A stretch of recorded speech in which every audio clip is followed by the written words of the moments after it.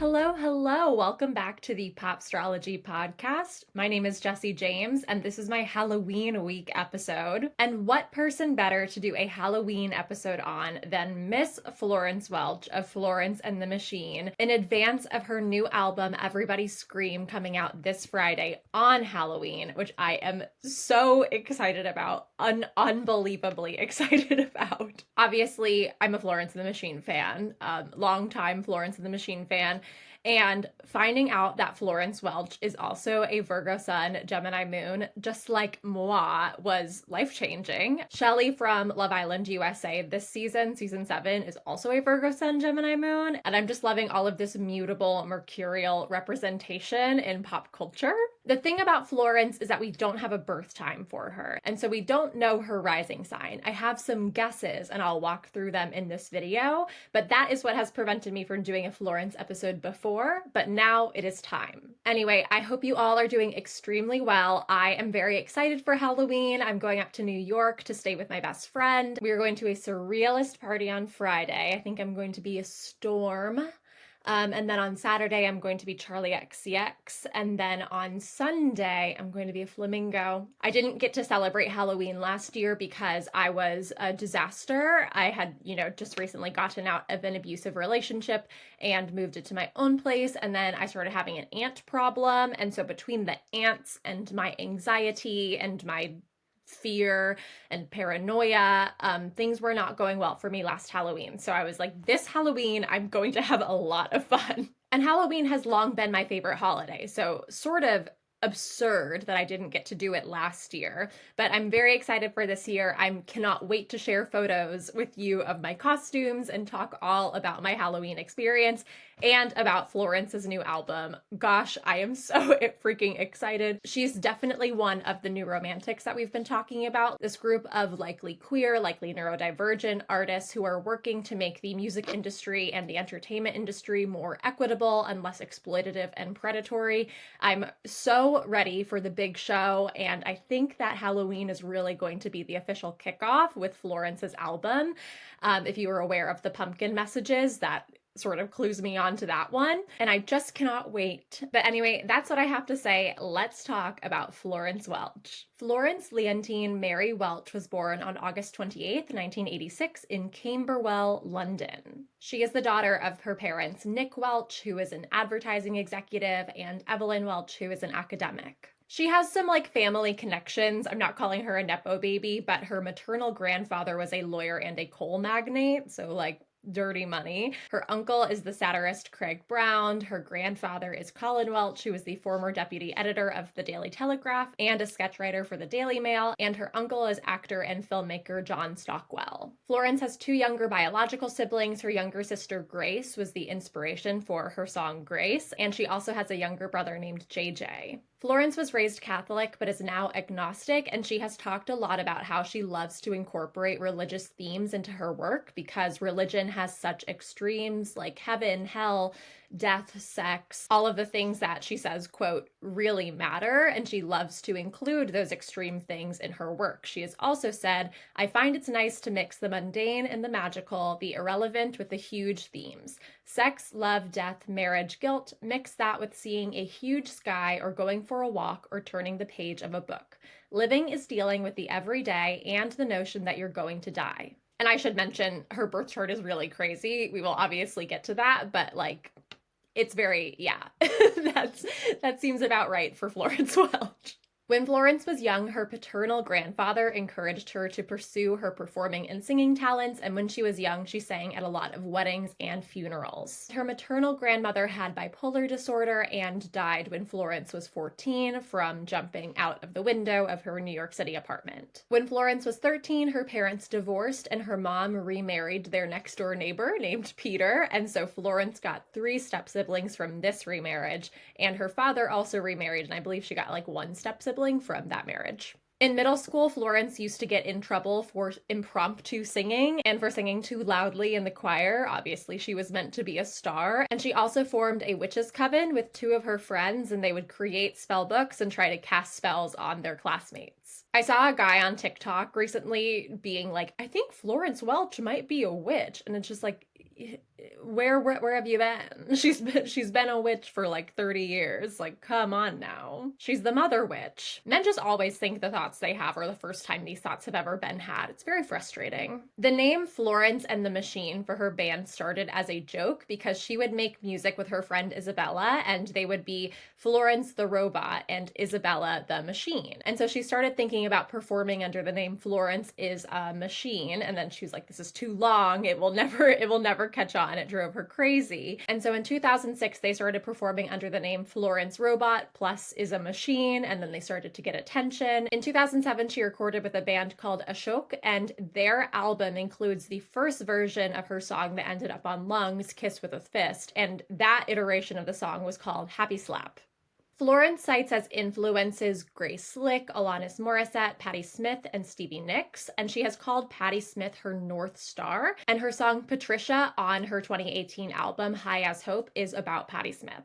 She released her first album, Lungs, in July 2009 when she was 23 years old, or I guess not even, 22 years old, which is so crazy because those songs are so mature. She is such an old soul, which is why I think that Saturn is her chart ruler, but we'll get there. Just listening to that album, I was on some fun mushrooms the other day and just really dove through her discography while walking around in nature and like looking at spiders. And it was so much fun, but I was like, in what world was this woman 22 when this album was released, meaning she was even younger than that when the songs were written? That is crazy. The album opens with the song Dog Days Are Over and then goes right into Rabbit Heart, and like, can you name a crazier 1-2 punch at the beginning of an album, much less at the beginning of a debut album, than those two songs? Like, absolutely blows my mind. Anyway, Lungs peaked at #1 in the UK and then at #2 in Ireland, and then it was released in the US like 2.5 weeks later. Her second album, Ceremonials, was released on Halloween 2011, so this will be her second Halloween release for an album. Ceremonials debuted at #1 in the UK and at #6 in the United States. In October 2012, she was featured on Calvin Harris's song Sweet Nothing, which debuted at #1 in the United States. In February 2015, she released her third album, How Big, How Blue, How Beautiful, which went to #1 in the US, the UK, Australia, Canada, and several other countries. It ended up spawning 2 hit singles and 3 Grammy nominations. And then later in 2015, she ended up surprise headlining Glastonbury when Dave Grohl broke his leg and the Foo Fighters could no longer headline.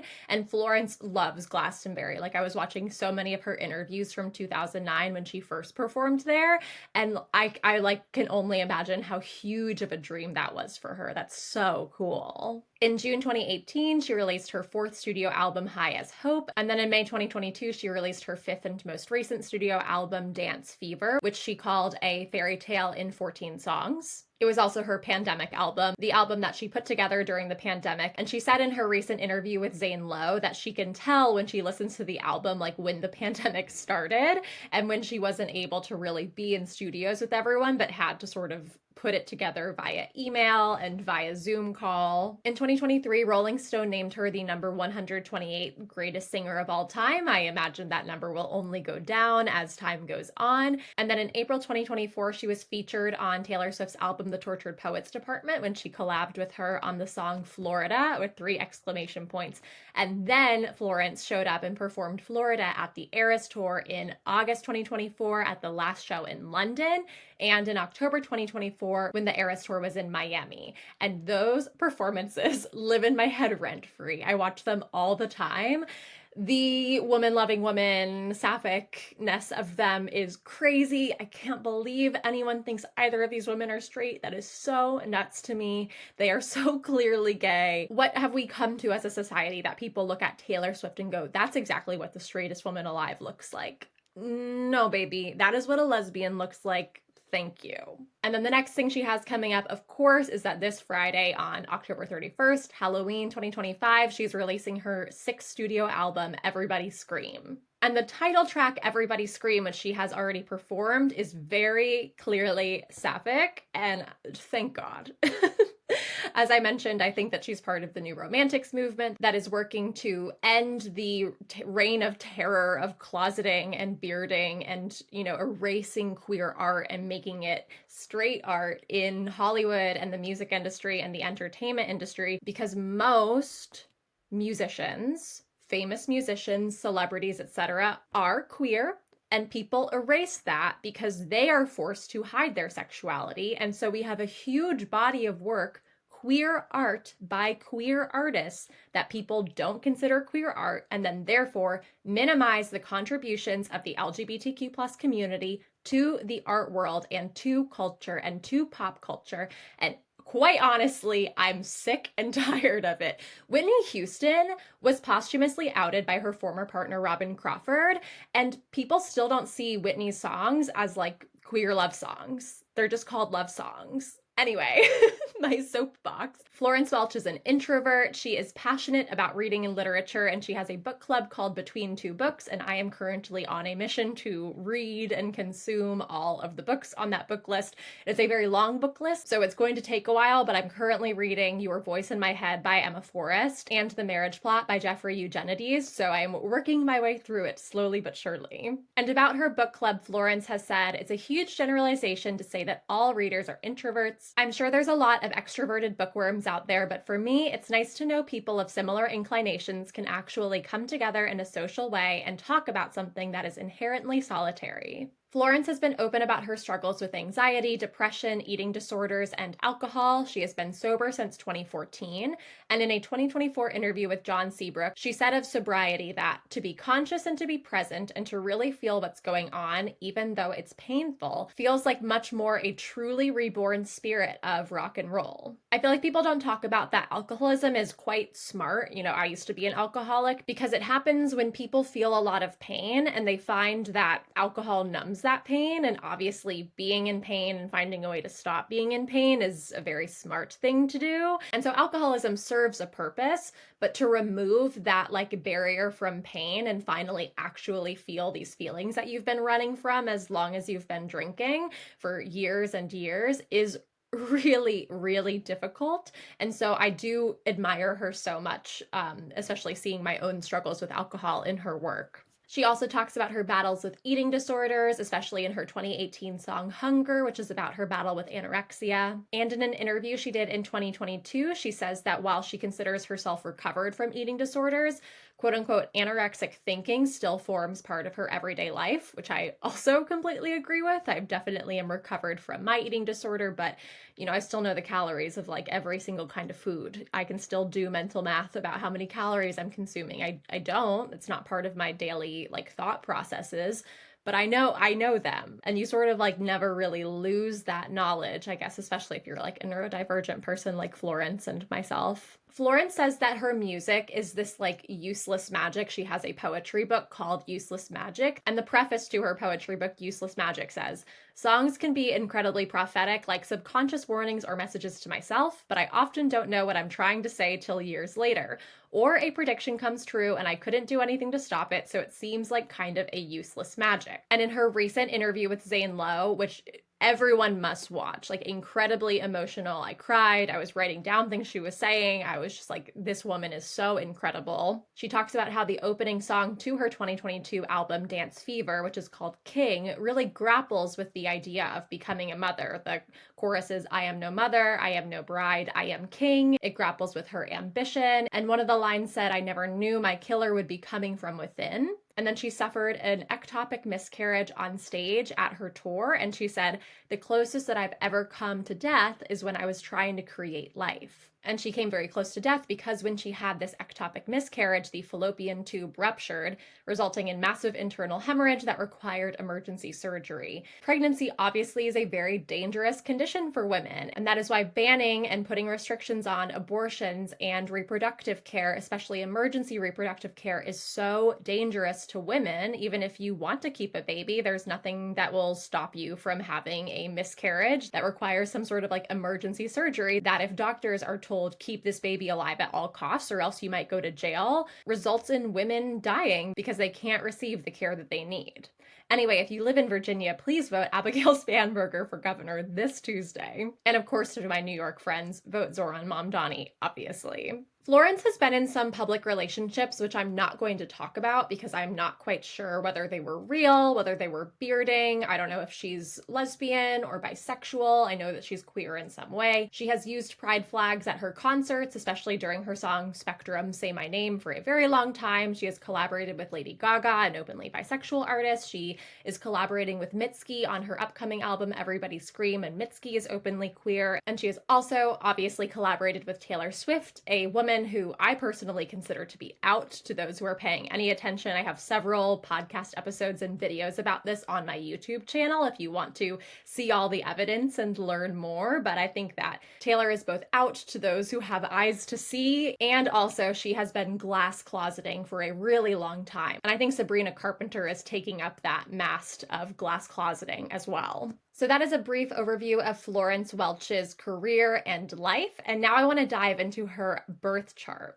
I don't know if you can tell, but I love astrology so much. And when I dream at night, if there's something I've been ruminating on, it's all I can think about. And recently that has been, what is Florence Welch's rising sign? Her name includes the word Leontine, and she does have sort of like a leonine appearance, but I don't think that she's a Leo rising. I think she seems quite introverted, and that's not usually something you see with a Leo rising. I also don't think it makes sense for her sun to be in her second house and just like the house makeup, but that's definitely one option. The options that I lean towards the most are Cancer rising, because she seems watery, like very in tune with emotions. And she also has a bit of that like moon face that you often see with people who are Cancer risings. The other end of that spectrum, a Capricorn rising. Florence obviously is very mature for her age. She always has been. And so Saturn as her chart ruler, especially since she doesn't have that many like big Capricorn or Aquarius placements in her birth chart, to have that Saturn influence already, I think it would make a lot of sense for her to have Saturn as a chart ruler. And so the other rising sign that would have Saturn as a chart ruler is Aquarius rising. And watching some of her old interviews from like 2009, she seems very airy. She seems to give off this sort of like air sign rising. I know she has a Gemini moon, an air sign for a moon, but based on all of my thoughts and all of what I've seen and looking at the house placements, I think that Aquarius rising makes the most sense. Obviously, rising signs aren't based on what makes most sense, and if we ever get a birth time for Florence, we might find that it's something different. But my best guess right now, and something that I've mulled over in my dreams for like over a week, is that she's an Aquarius rising. So I'm not going to put too much emphasis on house placement in this episode because I don't know. Like it could be, it could not be. But the chart that I will be using has an Aquarius rising. We also obviously do not know the degree of her rising or the exact degree of her moon. The moon moves 12 degrees per day, but we do know that she has a Gemini moon. It is squarely in there for all 24 hours of August 28th, 1986. But Florence Welch is a Virgo sun. I don't think I've done a Virgo since my episode about Jay Shetty, which is very, very funny. But Virgos are wonderful people. We're beautiful maidens. People hate us, and I understand why. Virgo is represented by the Virgin, the Maiden. Virgo is a mutable sign. It marks the transition between summer and fall, and it ends on the fall equinox when Libra season begins. Virgo is ruled by the planet Mercury, and Florence's case, her Mercury is in Leo, so her sun is ruled by her Leo Mercury. And Virgos have a purpose for like perfectionism, organization. A Virgo loves a notes app. If you look at apartment tour videos that Florence has done, her whole home is like covered in notes and pictures and lyrics and stuff, and it's so cool. I just want to be her friend. Virgo is the natural ruler of the 6th house, and the 6th house, 12th house axis is the axis of service. Virgos love to be of service. We love to help people. Specifically, we love to help people whether or not they have asked for that help, which is an important lesson that Virgos have to learn, that, you know, unless someone has asked for help, don't help them, leave them alone. And then to turn that helpful energy onto ourselves and our own ambition and our own project, and use that like creative mercurial Virgo in mind to further our own passions instead of being relentlessly in service to others our whole life and never doing anything for ourselves. There's also a strong cord of perfectionism, which can be really, really hard to deal with, especially in creativity. And Florence talks so much about her ambition, something else that's Saturnian, and how every time she puts out an album, she looks back at it and is like, this could be better. And how her ambition, keeps her putting out work and being like, this time, this album's going to be the one that's completely perfect. And then she doesn't achieve that in her mind. In my mind, every album she's put out is perfect.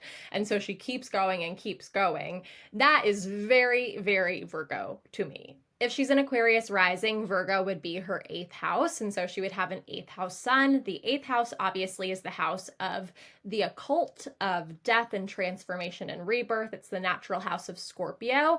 And since Florence's songs and her work and her interests focus so much on those topics, I think it would make a lot of sense for her sun to be in her 8th house. So that was a bolstering factor for me thinking that she is an Aquarius rising. Something that millennial Virgo and Capricorn suns have the ability to do is have their sun in a sextile with Pluto, since millennials for the most part have their Pluto in Scorpio. When the sun aspects Pluto, there's a couple of different things that can happen. It will always, propel you to transformation. Transformation is going to be a huge part of your life.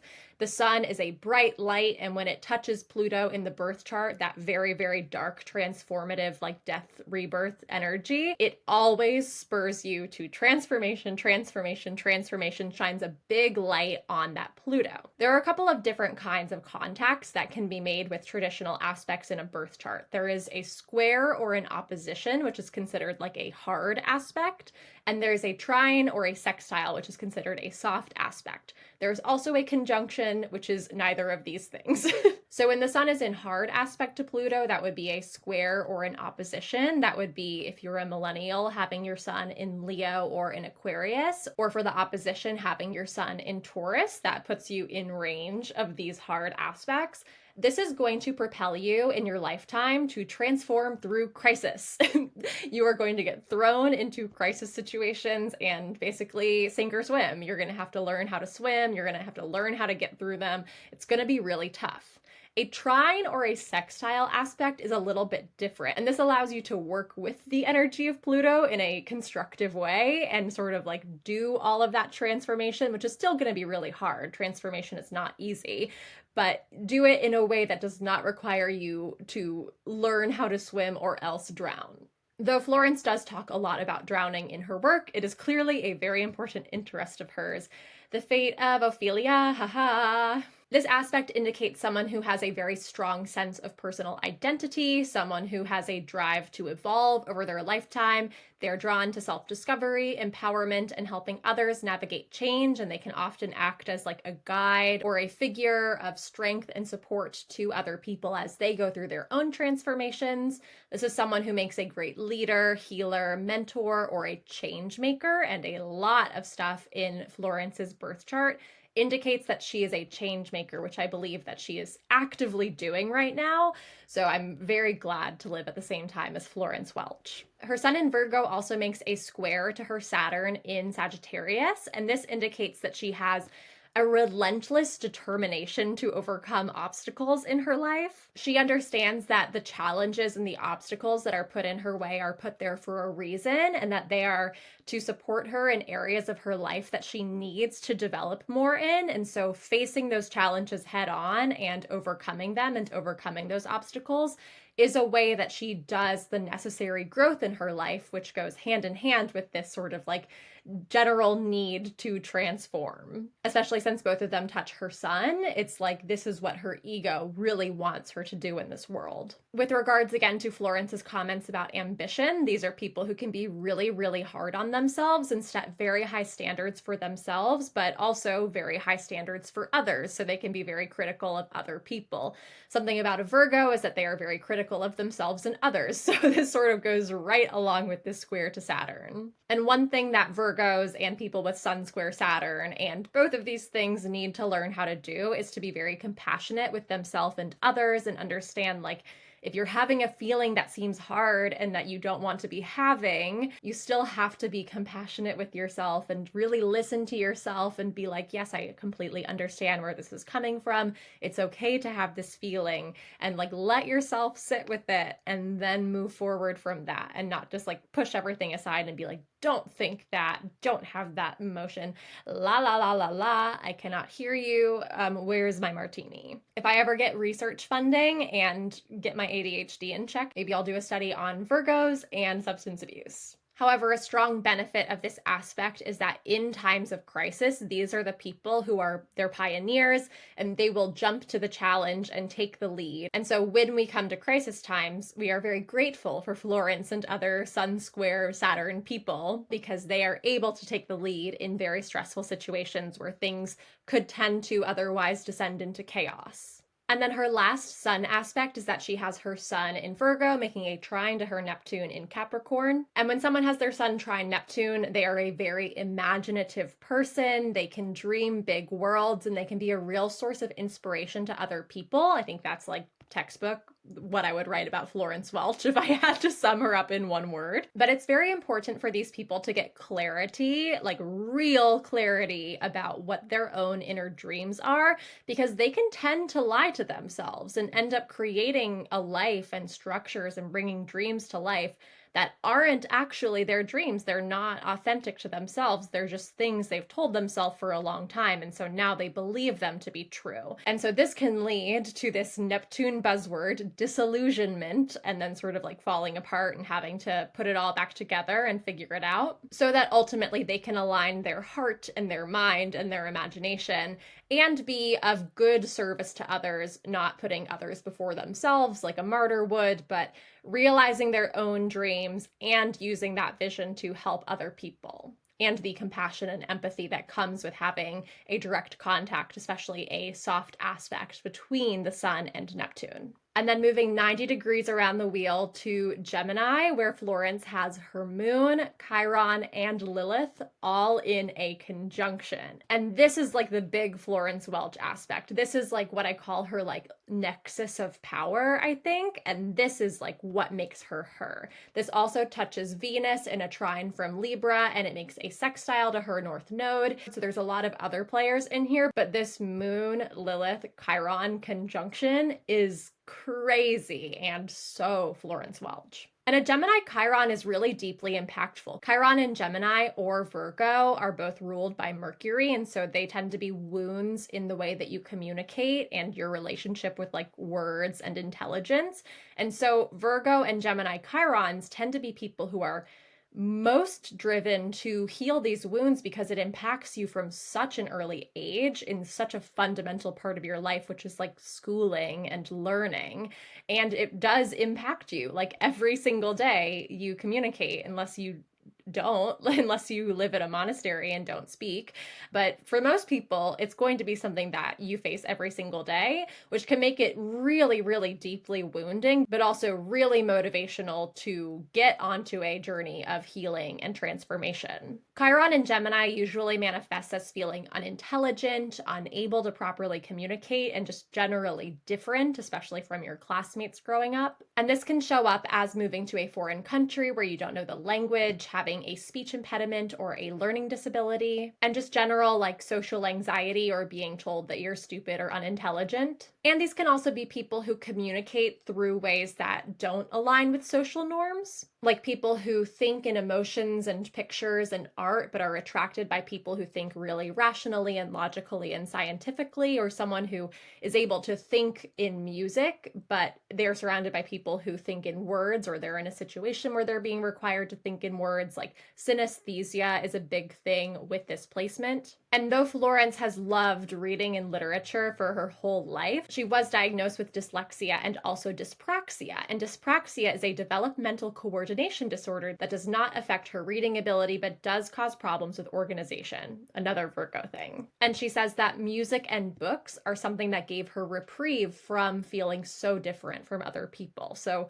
yes, this is a Gemini Chiron right there. And then Lilith in Gemini has sort of similar themes. You know, it also impacts communication, but it's much more about Lilith being like the dark shadow side of yourself, the primal feminine. It's much more about how your conscious and egoic life and your shadow side interplay in the realm of communication, thought processes, and social interactions. These people had a strong rebellious streak. They are truth seekers and they love to explore and discuss taboo topics, truths that are concealed or suppressed by mainstream narratives, which is a lot of what's going on with the new romantics right now. And also someone who uses their wit and intellect as a form of rebellion in itself, saying things that people are usually encouraged not to say as a way to get those narratives and those discourses started so that we can talk about taboo topics, even though people try to prevent us from doing so. And a Gemini moon, just like yours truly, is just a very intellectual person. Your moon is the most innate part of who you are. It's who you are without even trying. And so a Gemini moon is like a natural contrarian, someone who just wants to gather knowledge, someone who is like, give me all of the knowledge, all of the websites, all of the blogs, someone who loves to communicate with the written word, very mercurial, but who suffers from ADHD. Gemini does not have discernment. Virgo is where the discernment comes in. Those are the two Mercury ruled signs. So Gemini is really like, give me all the information you've got and no one gets hurt. Whereas Virgo is like, give me all the information you've got and I'll tell you what's important. And if Florence is an Aquarius rising, this would be her 5th house of creativity and entrepreneurship and hobbies and also children. And she talks recently in her interview with Zane Lowe, she starts saying like, I think a lot about this album and what it cost me. And Zane Lowe is like, what do you mean what it cost you? But she talks about, you know, her ambition and writing music and making music and having this incredible gift for music and for poetry and for writing, and how in order to do that, she has realized like maybe this was a choice that she made very early in her life, that she can do music, but she'll have to sacrifice having biological children and having a family in that way. And that for me was a big bell that was like, oh, this really personal part of herself, the Chiron, especially with the wound, might be a 5th house thing, which would align with having an Aquarius rising. And so having Moon conjunct Chiron, which I keep talking about aspects between Moon and Chiron. I was just talking about Dochi, who had her Moon oppose her Chiron. Their emotional wounds have really shaped them and shaped who they are. Having the Moon, where you come from, in the exact same place as your Chiron, your deepest wound, means that those two things are completely intertwined. They come from the same source. You have wounds from where you come from. Your emotional wounds have shaped you. They have shaped who you are as you developed as a person.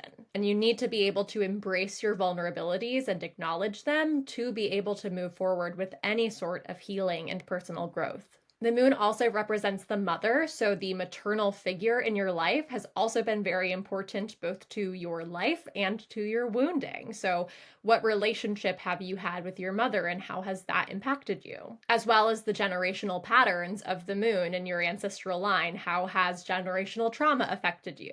How can you break these generational trauma patterns? And it can also make it hard to express your emotions authentically. With Chiron here, expressing your emotions, the moon, has wounded you. It has been hard to express your emotions, or you've expressed your emotions but no one understood them and then they suddenly thought you were weird.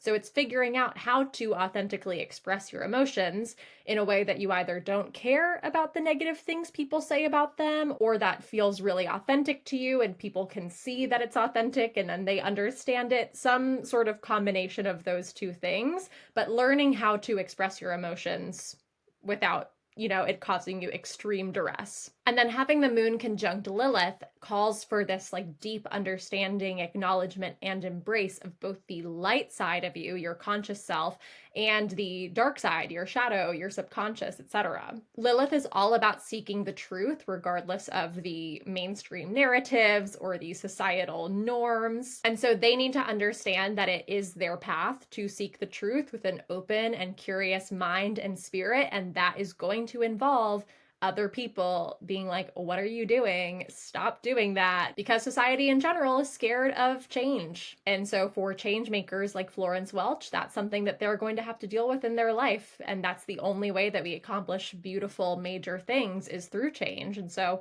you have to accept that people aren't going to like it during, but afterwards they will revere you as the person who made the change that made things better. It's very, very hard and lonely to be ahead of your time. A Moon conjunct Lilith person is someone who is absolutely called to and will benefit from using divination and spiritual practices like tarot and astrology to better connect with their inner energies and also the energies above, as above, so below.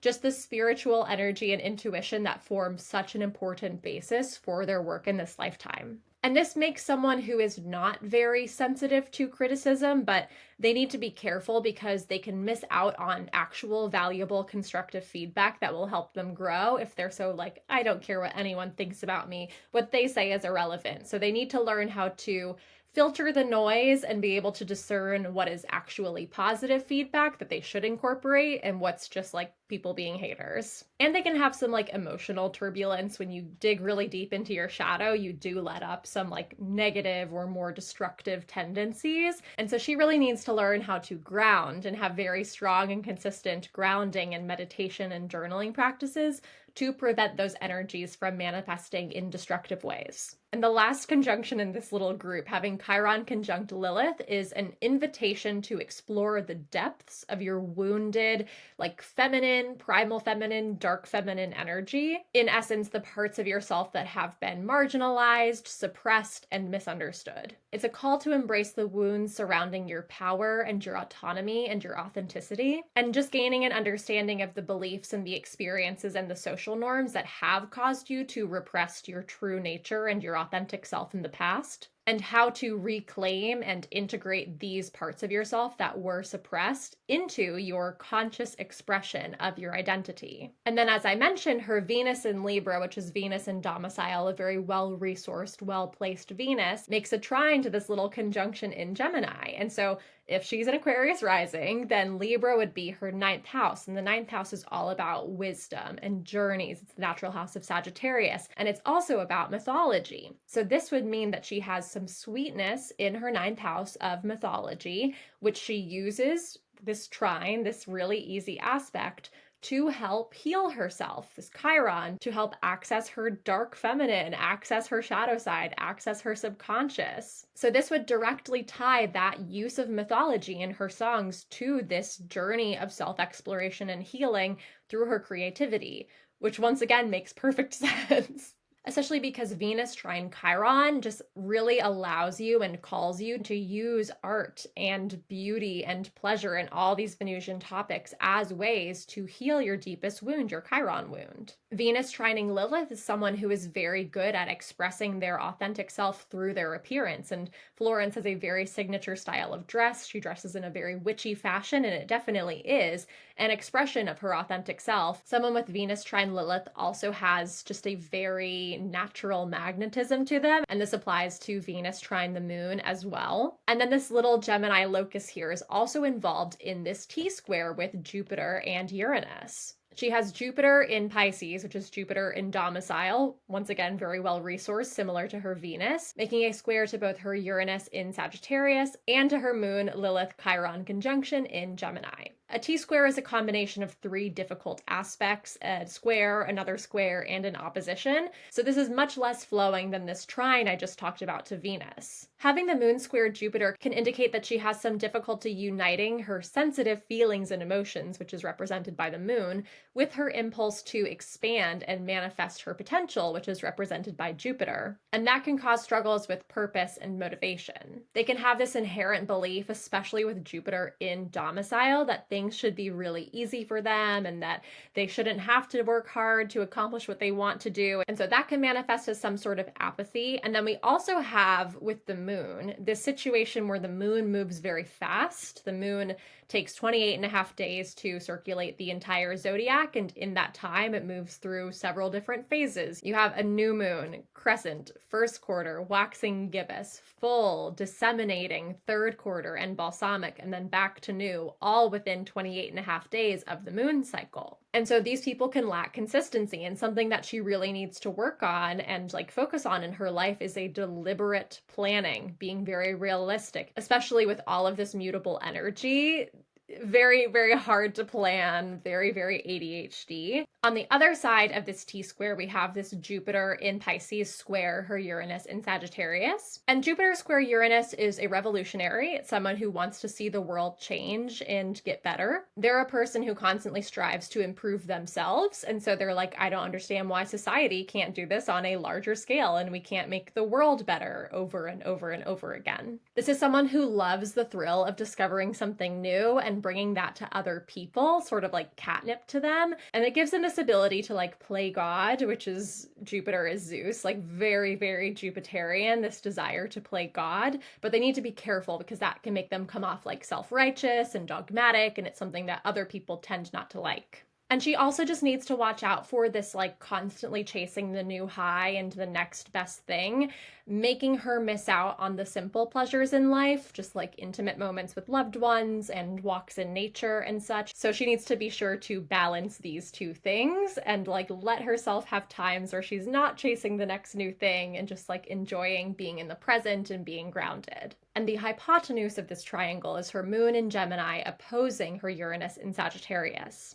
Very naturally drawn to things that are eccentric and to people who dare to be different and dare to be authentic. They can have these very spontaneous gut reactions that can appear to others to be irrational at first, but end up being very accurate, very strong intuition, like psychic abilities. And they often have to work quite hard to prove themselves trustworthy and reliable to others. And these are people who need emotional freedom in their relationships. It doesn't mean they're unable to commit, but if someone tries to control them, they are really going to rebel against that. They rebel against any sort of like power play or control or manipulation efforts. And Lilith opposing Uranus is sort of this like crossroads between the Lilith side, which is like personal expression of your deepest feelings, and then the Uranus side, which is like a need for freedom. It's a placement that's really saying, do you have the courage and the strength to break free from every societal norm around you and challenge the status quo and be really truly authentic to yourself? And same with Chiron. It's like the symbolic battleground of your deepest wounds, Chiron, and this like intense need to break the mold and have sudden changes and have personal freedom of Uranus. Uranus is like radical change, desire, and nature needs them to break out of self-limiting patterns and thoughts and cages that they've built inside their heads for their behavior that have held them back in the world. They need to build a new self-narrative that acknowledges both their scars and their triumphs over those things that gave them scars and highlights just like how hard they've worked on their journey and how important change has been. It's a really strong reminder if you have this aspect in your birth chart that you have a vast and oceanic psyche, so much more than what you have access to in your conscious brain. Like the subconscious is, God knows how much subconscious we have. Even Carl Jung, the leading researcher on the subconscious, is like, yeah, we don't know anything about the subconscious. So you have to understand that in your vast oceanic depths, you do have all of the things you need. You have the blueprints, you have everything you need to personally grow and transform and heal your wounds.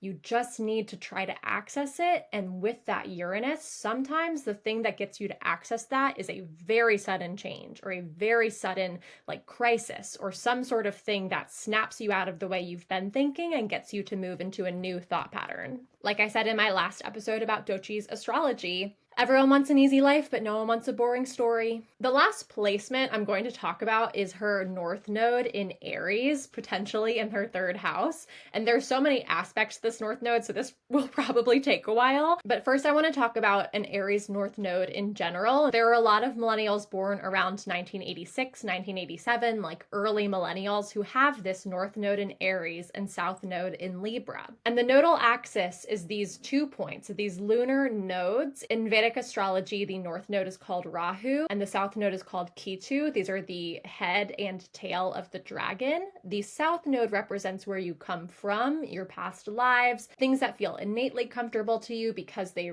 reflect what happened to you and what you've done in past lives. And then this North Node, the head of the dragon, which you want to move towards, that represents your destiny. And something about people with the North Node in Aries is that they constantly assume that there's going to be conflict and they're always ready to fight and they need to win. They think what they want in general in life is to win. They think that they're being evaluated by some like objective judge on their actions. And so what they are constantly doing is being prepared for battle. They're like, when battle comes to me, I am ready and I will win. And they have this feeling that there's going to be like one ultimate conflict that they're always preparing for. And then after that conflict, they will finally achieve harmony and never need to do conflict again and never need to be ready for battle again. Of course, this never comes. That's not the way that life works. So they spend their whole lives like on edge and ready for battle until they're able to heal from these patterns and move towards their destiny and their North Node. It's hard for them to argue with someone because they think that they need to change the other person's mind in order to win, which is really hard with the Gemini Moon because Gemini Moons want to argue with people all the time. We just like to engage in debate. It's not necessarily about changing other people's mind. But she has this Aries North Node in the back of her subconscious being like, you have to change their mind, by the way. And that can make conversation quite difficult, I assume. And then they get quite disappointed if they engage in a fight or debate with someone and they don't end up changing their mind, because then they're like, no, I failed. I'll never win this perfect ultimate showdown that is one day coming for me that I need to win, or else I will never live in peace. But their ultimate wound is that they feel like they don't belong. Libra is all about this sense of like belonging and justice and harmony with other people. And Libra is ruled by Venus. Florence also has her Libra Venus in conjunction with her South Node. So this is extra strong there. These people tend to be artists. From birth, they are artists. From birth, especially with Venus here, she has like this wellspring of inspiration and creative energy from her past lives. But artists are obsessed with things that quote unquote normal people don't care about / think are weird, especially interest in art history from niche periods and niche artists that no one's ever heard of. And so they fear that if other people learn all of these things that they're like really deeply interested in, they'll be like, okay, I don't want to hang out with you because you're weird. And then that really triggers this wound of like not feeling like they fit in and feeling very inherently different. This is someone who tends to be looking for someone or something that will save them, a person, a job, an institution. For Florence, this seems to be the perfect album that she makes that will finally free her. But critically, no amount of social validation from other people is going to actually heal these people. The thing that keeps them trapped is actually that they're really good at conflict because they're very good at seeing things from every different possible angle. That's that like Libran like scales of justice. The thing that will finally save them is walking away from a conflict even when they know that they're going to be able to win. It's when they walk away from this lifestyle of like always looking for the next fight and always anticipating this big fight, and they say, hey, I am fine not fighting with people. I don't care anymore about what other people think of me, which is releasing that Libra people pleaser South Node and moving towards Aries, which is self, which is me, which is my expression as a person. They reclaim their space, they nurture their own creativity and joy. And then they can safely choose when to have and when not to have conflict from a ideally healed place and free themselves from this like constantly thinking that someone is judging them and that they need to do everything perfectly or no one's ever going to like them and their failures. This Moon, Lilith, Chiron in Gemini nexus of pain and healing all make a sextile to her North Node, which is a supportive aspect and indicates that, you know, they can work together. But on the other end, that means that they make a trine to her South Node. So it's easier for them to move towards what she's supposed to be releasing than it is to go towards what she's supposed to be moving towards. So she needs to do a little bit of extra work here to make sure it flows in the right direction and not the wrong direction. Right and wrong are sort of not the correct terms for this. It's much more like metaphysical, like destiny versus past lives, but we're going with right and wrong for right now. So having the moon sextiling the North Node means that her moon traits, her natural psychic abilities, her intuition, her emotions, where she comes from, are a tool for both her own and collective evolution. Once again, she's a change maker. That's what she's here to do. She has very enhanced imagination capabilities indicated by so many aspects in her birth chart, but if not kept in check and not grounded, these can turn into paranoia and suspicion. The moon also represents the public, like markets and things, is where the moon originally took meaning from. And so this indicates that she is really called to be in the public eye and the public arena. And they have this like emotional enthusiasm, which can attract a lot of support and be a really strong inspiration for other people. But it's important at the same time to make sure that she's aware of the facets of being famous. I'm sure she's very, very uniquely aware of that from her own experiences and with what she's working to do in the music industry, but making sure to avoid getting trapped in the pressures and expectations of having a public life and staying true to her core values while also engaging with people, with her fans, and with societal trends. Having Chiron sextile her North Node means that her healing journey is so critically important to achieving her destiny. And a Lilith sextile North Node really indicates that spirituality, once again, is going to play a very important part in your life journey. And I haven't talked much about her Mercury in Leo, Dochi, who I just did an episode on. I talked relatively extensively about a Leo Mercury and what that is. I've talked about it before in my Selena Gomez episode. Leo Mercuries are just like very dramatic. They love self-expression. They can tend to prioritize honesty over diplomacy, which can ruffle some feathers, but altogether, they're dramatic people. Listen to Florence's music, like all of her dramatic flourishes, the harp, everything. Like, she is such a Leo Mercury. It's very, very clear. And that Leo Mercury makes a trine to her North Node in Aries. Someone with very strong mental agility and someone who is a very progressive thinker from a very young age. Once again, Florence being the change maker that she is, this is someone who has a really strong ability to, through their communication, bring people into new thought patterns and new ways of being and existing. It's someone who really needs to focus on journaling and meditation and having discussion with people with diverse perspectives. Florence talked a lot in her interview with Zane Lowe about working in Aaron Dessner's studio, Long Pond Studios. I still need ever more Long Pond studio sessions, more than I need oxygen probably.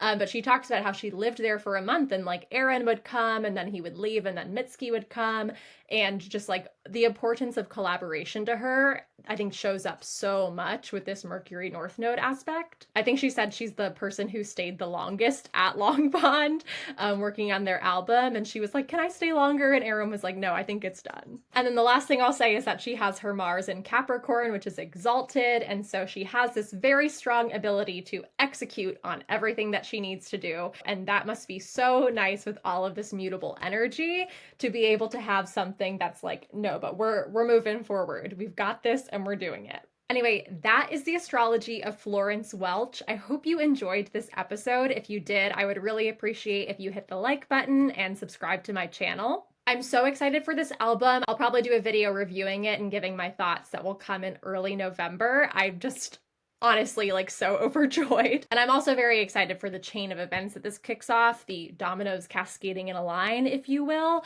because I think that we are really going to enter the main show in November, December. I have lots of microwave popcorn, I have regular, I have movie theater butter, and I have kettle corn. I will be having a popcorn buffet over here in Virginia, and everyone must join me as we watch the New Romantics do their thing. Also, one more thing. 2 days ago, I started watching the show Palm Royale on Apple TV starring Kristen Wiig.